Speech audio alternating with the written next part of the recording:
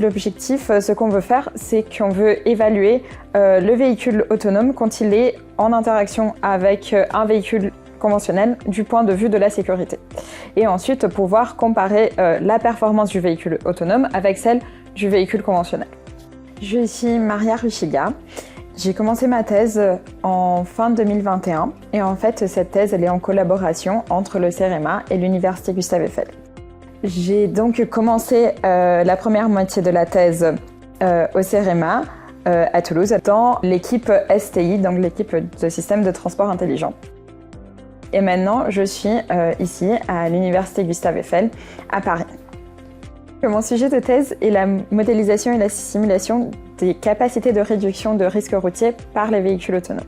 Avec les véhicules autonomes, on estimait réduire beaucoup les accidents de la route. Mais depuis le déploiement des véhicules autonomes, notamment aux États-Unis, on a pu observer des nouveaux accidents qui se sont produits. Et ces accidents sont peut-être aussi dus à un manque de compréhension du véhicule humain, du comportement du véhicule autonome.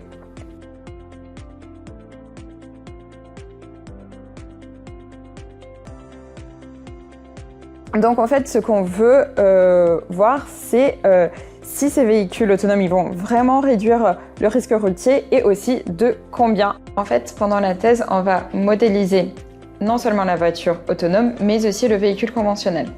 Et ainsi, on va pouvoir créer un modèle de la voiture autonome en prenant en compte le comportement de la voiture conventionnelle du point de vue de sécurité.